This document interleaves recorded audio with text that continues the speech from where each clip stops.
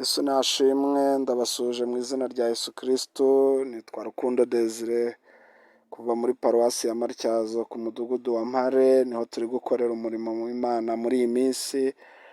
Dushimiye Imana iduhaye akanya kugira ngo tuganire ijambo ry'Imana, kandi dushimiye n'abayobozi batugiriye icyizere kugira ngo tube abagabura b'iby'Imana kuri uyu munsi. Imana nibahe umugisha. Reka dusome ijambo ry'Imana tugiye kuganiraho mu kanya gato. Ijambo riri mu gitabo cy'umuhanuzi Yona, ibice ni 4, umurongo ni uwa 10 n'uwa 11. Ijambo riravuze ngo Uwiteka aramubaza ati, ubabajwe n'uruyuzi utihingiye kandi utamejeje, uruyuzi rwameze ijoro rimwe ku rindi rukuma. Njyewe se sinari nkwiriye kubabazwa n'Nineve, uwo murwa munini urimo abantu 1,000 n'inzovu 2 basaga batazi gutandukanya indyo n'imoso, hakabamo n'amatungo menshi. Imana nitugirire neza kandi Imana idufashe. Aya magambo y'Imana dusomye ni amagambo Imana yabwiye umukozi wayo Yona, we yari yarahamagariye gukora umurimo wayo. Imana nishimwe. Ubundi Imana ishobora byose, Imana izi byose, ariko Imana yashimye kugikorera mu mwuka wo gufatanya. Niyo mpamvu Imana yahamagaye abakozi. Na Yesu akigera mu isi agitangira umurimo wo gukora umurimo wo gucungura umuntu, ikintu cya mbere yahereyeho ni uguhamagara abamufasha. Imana nitugirire neza. Dushimiye Imana rero ko no kuba iri teraniro ririho, uko biri kose ni ubufatanye bw'abana b'Imana. Imana ntihabwe icyubahiro. Turi mu minsi igoye, turi mu minsi iruhije, turi mu minsi abantu bafite ibintu byinshi bibabaje, turi mu minsi abantu basa n'abahangayitse. Hari abantu bari bafite akazi barakabura, hari insengero zirafunze nyinshi, izifunguye ni nkeya. Iki gihe turimo ni igihe abantu bagiye bahura n'ibibazo bikomeye, ariko Imana nayo hari ikintu kiyibabaje, ishaka ko abantu bayo bitaho kandi abantu bayo bakagitekerezaho. Abantu nibareke kubabazwa cyane n'utuyuzi twabo twumye, abantu bareke kubabazwa n'ibintu byabo bitagenda neza, ahubwo abantu bashyire imbere umubabaro Imana ifite.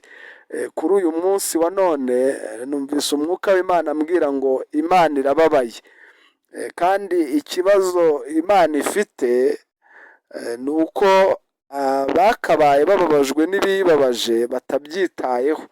Uyu ni umukozi w'Imana witwa Yona. Cyari mu gihe aba bantu b'Nineve ngo bari bafite ibyaha byinshi cyane, ngo bigeraho biragwira kugeza igihe bigeze imbere y'Imana. Soma aya magambo natekereje, ntekereza cyane ukuntu ibyaha ngo bijya bigwira ngo hanyuma bikagera imbere y'Imana. Birashoboka ko abantu bakora imirimo y'Imana cyangwa se abantu bakaba mu buzima bwa gikristo bakora ibyaha ariko bitaragwira. Ngo hari igihe rero ibyaha bigwira bikagera imbere y'Imana. Imana nitugirire neza. Numvaga umwuka ambwira ngo n'iki gihe turimo rero ni igihe ibyaha byagwiriye kandi ngo byageze imbere y'Imana, ndetse bimaze kuhaba byinshi cyane. Imana niyo mpamvu iri guhamagara abakozi, iri guhamagara abo yahamagaye, irongeye nanone irabahamagaye ngo ibatume. Imana nitugirire neza.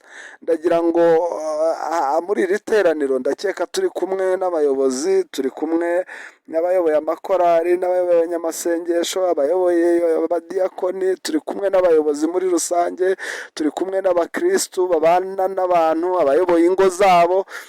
Hari ikintu rero Imana ibahamagariye muri iri teraniro, nk'uko n'ubundi isanzwe yarabahamagaye, ariko hari ikintu ibahamagariye muri iri teraniro. Ni Imana iri kuvugana namwe ibabwira ngo ifite umubabaro kubera ko ibyaha byagwiriye, ngo kandi byamaze kwigera imbere, kandi ngo Imana nayo iburiye abantu ko hari ibintu yenda kurimbura. hanyuma nshimira Imana yo mu ijuru ko nta kintu izakora itabwiye intore zayo zitakira amanywa na nijoro. Murazi no mu ijambo ry'Imana iyo musomye mu itangiriro musanga Imana igiye kurimbura za Sodoma na Gomora, yabanje kuvuga ngo mbese hari ikintu nakora ntabwiwe umugaragu wanjye Aburahamu, ntabwiwe umukozi wanjye Aburahamu. Imana nitugirire neza. Ndagira ngo mbabwire ko Imana ibabaye cyane, ibabajwe n'ukuntu uyu munsi wa none ubwoko bwayo buri kunanirwa gutandukanya indyo n'imoso. Iyo urebye muri iki gihe turimo usanga isi iri gufata ingamba zikomeye kugira ngo yirinde icyorezo cya korona, abantu be gupfa, imirimo ye guhagarara. Barashakisha uburyo bwose kugira ngo bahangane n'ingaruka z'iki cyorezo, kubera ko iki cyorezo nko mu gihugu cyacu cy'u Rwanda kimaze kwica abantu barenga 40. Ariko reka twigarukire rero mu buryo bw'umwuka. Iki cyorezo kimaze guhitana abaririmbyi benshi, kimaze guhitana abakristu benshi mu buryo bw'umwuka. Mu buryo bw'umwuka ntekereza ko nitwe tumaze gupfusha abantu benshi kuruta bari gupfa mu buryo bw'umubiri. Ntekereza ko niyo urebye mu rusengero uburyo abantu baza guterana, uburyo abantu bahindutse, uburyo abantu bihinduye, bikwereka ko abantu bari kugenda bapfa rwose. Kubera iki rero? Nta kindi kintu burya cyica abakirisitu, cyica abana b'Imana, ni ibyaha. Burya nubona umuntu atakibasha guterana kandi yarateranaga, ukabona umuntu atangiye guhindura imyitwarire n'imyifatire, ntuzagire ngo ni ikindi, ni ibyaha. Imana rero iri kuvuga ko irababaye. Ariko ikindi kintu kibabaje Imana ni uko abakwiye kuba bababajwe n'ibyo batabyitayeho. Uyu munsi wa none rero Imana irahamagaye, irashaka kugutuma. Ese witeguye kujya gutumikira Imana? Imana itugirire neza. Tubona uyu mugaragu w'Imana Yona, Imana yari ihamagaye kugira ngo ajye kuburira ubu bwoko bw'Ineneve Imana itaburimbura, ngo yanze kujyayo. Kubera iki Yona ubundi yanze kujya Ineneve? Ntabwo ndi bujye mu bushakashatsi bwinshi, ahubwo reka mvuga icyo umwuka ari kumbwira. No kuri ba Yona b'uyu munsi Imana iri guhamagara kugira ngo ibatume, kugira ngo bakize ubwoko bwayo, ariko bakaba batari kujyayo. Icyo umwuka ari kumbwira ngo ba Yona bo muri iyi minsi nta mutima w'imbabazi bagifite. Imana niturengere, Imana nidufashe, kubera ko kumva ko abantu bari kurimbuka, kumva ko abantu bari kugwa, kumva ko abantu bagiye mu ntege nke, kandi hari ikintu ugomba gukora ariko ukaba utari kubaburira. Rwose nagira ngo nkubwire ko Imana yo mu ijuru ivugana nawe muri aya masaha, iravuga ngo ntabwo izihanganira ba Yona, kubera ko nayo iri gutegura ibifi binini, iri gutegura umuraba, kugira ngo Imana ikiyibabaje kiba aricyo kiza ku rutonde rw'imbere. Imana nidufasha. Abantu bafite ibintu byinshi bababaje muri iyi minsi, kandi koko iyi si yuzuyemo imibabaro, iyi si yuzuyemo umuruho n'amahane. Niko umuririmbyi yaririmbye, yaravuze ngo icyo dukeneye cyose ntabwo ariko duhera ko tukibona. Ibibazo birahari n'imibabaro irahari, ariko ndagira ngo mbabwire ko iyo umuntu yitaye ku bibabaje Imana, Imana nayo yita ku bimubabaje. Cyane ko kwita cyane ku mubabaro wawe ntabwo byawukuraho, ariko kwita ku bibabaje Imana byatera Imana nayo kwita ku bikubabaje. Imana nitugirire neza, cyane ko Imana yonyine niyo ifite ubushobozi bwo guhindura umubabaro w'umuntu ikawuhinduramo umunezero. Imana nitugirire neza kandi Imana idufashe. Uko biri kose muri iri teraniro turimo n'ingeri nyinshi, utayoboye korali, utayoboye gurupe, utayoboye umudugudu, utayoboye paruwasi, utayoboye icyiciro runaka cy'abagabo cyangwa abagore cyangwa urubyiruko, ayoboye n'urugo rwe. Ariko uyu munsi wa none abantu bari kurimbuka babana n'abakirisitu, ugasanga abana barimbukanye umuntu ntashobora kubaburira. Umuntu kubera iki? icyo Bibiliya ivuga, Bibiliya iravuga ko umutima w'imbabazi ari wo ubuze. Imana nitugirire neza kandi umwami Imana aturengere. Icyo Imana rero idusaba ni ukugira umutima w'imbabazi. Imana nidufashe.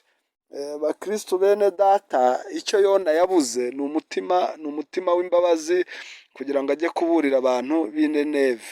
Ese wowe muri aka kanya iyo wirebyeho ukareba ku rutonde rw'ibikubabaje, ukareba umubabaro ufite, ese urava mu mutima w'imbabazi ko abantu b'Imana bari kurimbuka, ko abantu bari kujya mu ntege nke?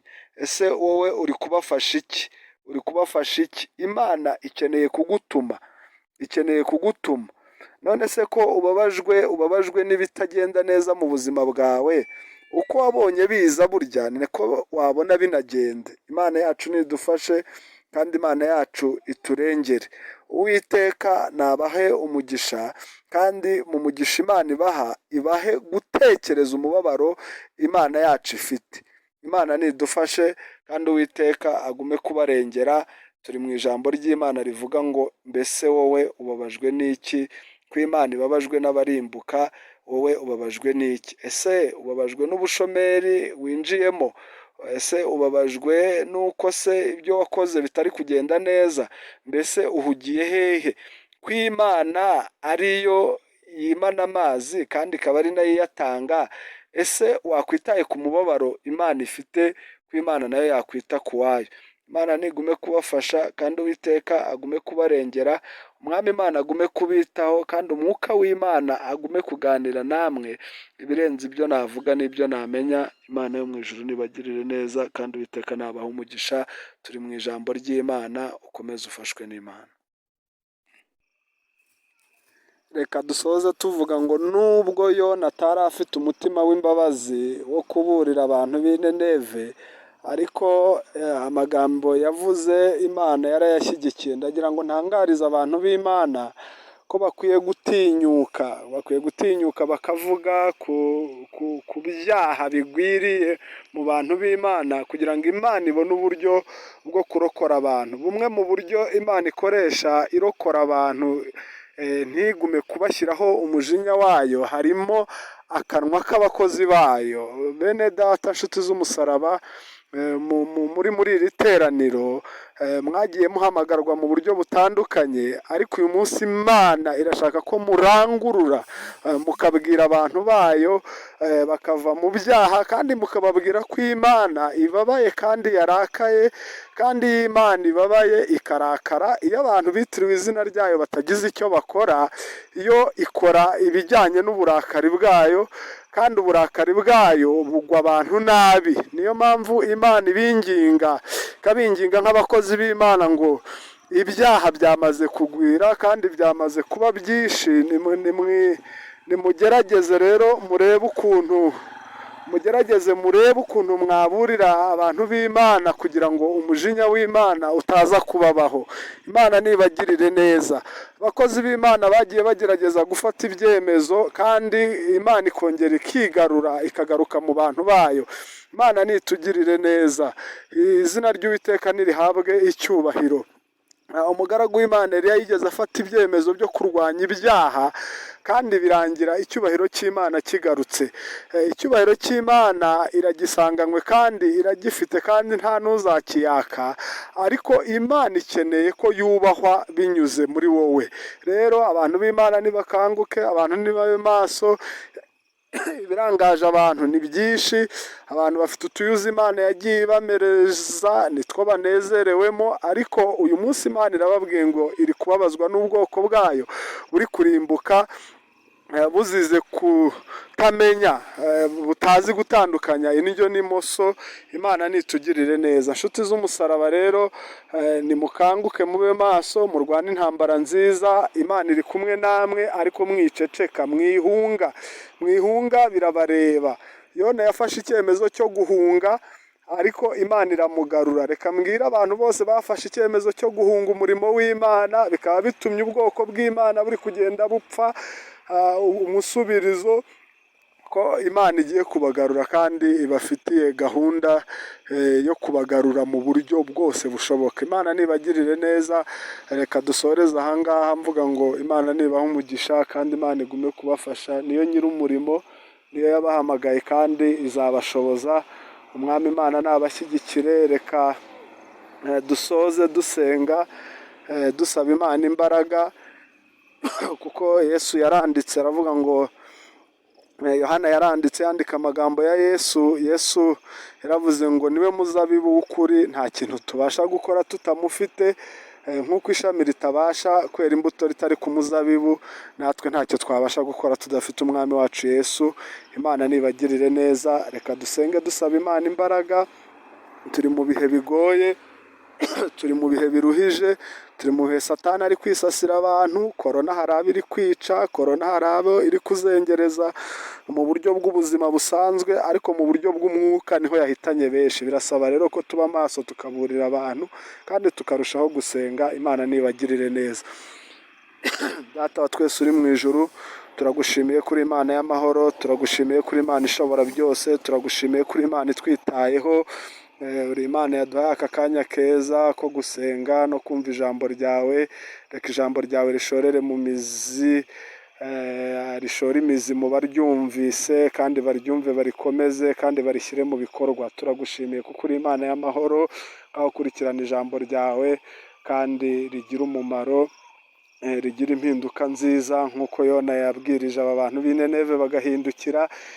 Abana bawe bagiye kwakira imbaraga bahawe nawe, amagambo bazavuga yo kuburira abantu uzayaherekeze kandi bitera abayumvise guhinduka. Turagushimiye kuri Imana izi ibikwiriye.